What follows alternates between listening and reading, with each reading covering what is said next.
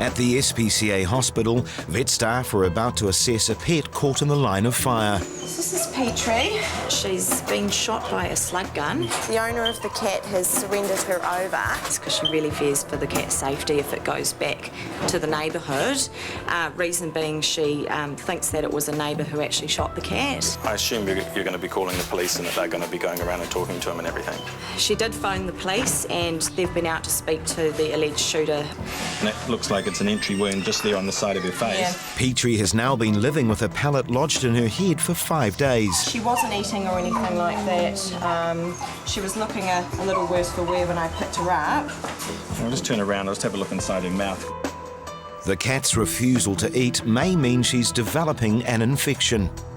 Oh, there is a little bit of a wound on the back of her mouth too. It could just be that there's some physical damage to its larynx and its soft palate, which makes it a little bit painful. So we'll give it some antibiotics and pain relief, and hopefully with some soft food, easy to eat stuff, it will start eating again. It's a waiting game to see if Petrie will survive her shooting injuries. X-rays of the cat shot with a pellet gun are about to reveal the extent of her injuries. The examination of the cat showed that the bullet came in through the front, through the side of the nose, and it's tracked all the way through from here, tracked through here and come to rest just under the spine, just next to the spine here. Yeah. And these little dark white spots may be fragments of the bullet, or they may in fact be a piece of broken bone that's being dragged off by the bullet as it's come through here. Peter could operate to remove the pellet, but this may not be enough to save her life. Removing the pellet's not a problem because it's very close to the skin. The real issue when it comes to her survival obviously is determined by the amount of damage that was done as the bullet passed through her nose, through the soft palate, out the back of her throat. You've got the risk of infection because slugs are slow moving. They don't enter as sterile like a high-powered bullet does, so you've got a risk of infection. You've got damage to the nose, the back of the throat. So what we'll be doing is managing the infection, trying to manage the infection, pain relief, supplementing fluids and food if we have to in the short term, and then really it's just the case of whether the cat, those injuries through her face are going to heal. At this stage, there is nothing more the SPCA can do. Either the damage is such that the cat can manage it herself and it will heal up, or it won't, and only time will tell. There's been a development for Petrie, the cat shot with a pellet gun. We're sleepy now. Petrie's now started eating, which is really, really good. We're really, really rapt about that. So Petrie's going to go into surgery, and fingers crossed that the surgery goes well for him and he makes a really good recovery.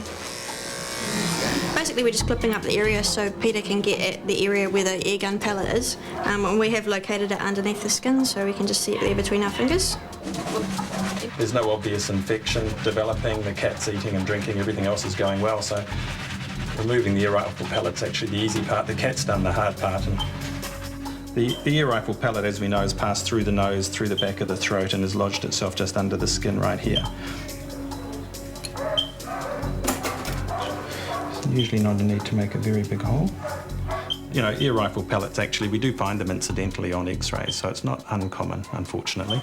So there are obviously a few people out there who think that taking pot shots at cats is entertainment, but unfortunately, often it can go wrong. The culprit of this crime could face up to 3 years in prison or a $50,000 fine. As far as this cat goes, it's fortunate that when the bullet went through from the nose through the back of the throat, it missed all the vital organs. You know, any higher, it could have gone through the eyes, it could have hit the brain, gone through the brain, it could have taken out the carotid arteries and blood vessels, major blood vessels. So fortunately for this cat, it's missed all of those. And now it looks like the cat's going to be fine. 6 weeks after being shot with a pellet gun, Petrie has a new home in a safe neighbourhood. And you're a lovely girl. She's always cleaning herself. She's such a fussy little cat, very fussy and, you know, licking herself and grooming herself. You are a lovely girl.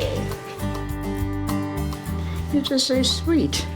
I had one, died about 3 years ago, and then I had my neighbour's cat who used to come over every day to see me. She had 3 cats, and then her cat died about 3 months ago, and that's when I decided I'd get a cat of my own again. But while June is giving her a new life, she is keeping one thing from her past. I'm calling her Petrie, her SPCA name. It sort of suited her. I couldn't think of a nicer name. It's got a background, hasn't it?